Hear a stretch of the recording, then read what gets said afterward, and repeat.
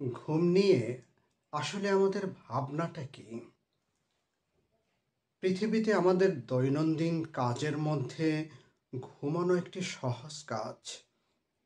তাই এই কাজের মূল্য আমাদের কাছে কম। আপনি যদি ঘুমের মূল্য জানতে চান, তাহলে যিনি ঘুমাতে পারছেন না, তাকে গিয়ে প্রশ্ন করুন ঘুমের মূল্য কত? ঘুমহীন শরীরকে অনেক ওজন মনে হয়। ঘুমহীন মনকে অনেক অস্থির মনে হয়। কিন্তু শান্ত সকালে তৃপ্ত নিদ্রা থেকে উঠে শরীরকে হালকা মনে হয়। মনের প্রশান্তি ঢেউ বয়ে যায়। আর এই পরিতৃপ্ত ঘুম আমাদের পরবর্তী দিনের কর্মব্যস্ততার জন্য প্রস্তুত করে। ঘুম যখন চোখের পাতা এড়িয়ে যায়, তখন চিন্তা মাথার ভিতরে চিৎকার করে। আমরা জানি ফসলের শত্রু পোকামাকড়, কাজের শত্রু অলসতা, আর ঘুমের শত্রু দুশ্চিন্তা। আমাদের উচিত পরিতৃপ্ত নিদ্রার জন্য দুশ্চিন্তা পরিহার করা। চোর মানুষের মূল্যবান জিনিস কেড়ে নেয়।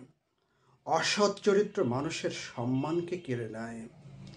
মোবাইল মানুষের ঘুমকে কেড়ে নেয়।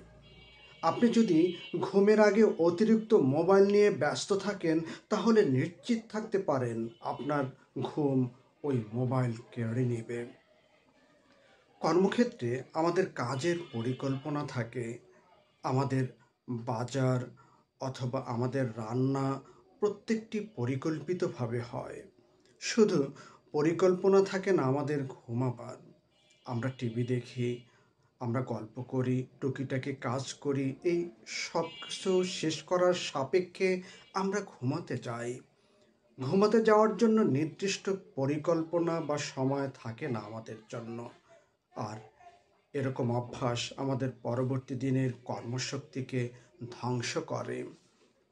তাই আসুন ঘুমকে একটি গুরুত্বপূর্ণ কাজ হিসাবে ধরে নেই। ঘুমের যথাযথ গুরুত্ব দেই, সঠিক সময় ঘুমাতে যাই, আবার সঠিক সময় ঘুম থেকে উঠে যাই। ঘুমের নিয়মানুবর্তিতা আমাদের কর্মশক্তিকে বাড়িয়ে দেবে।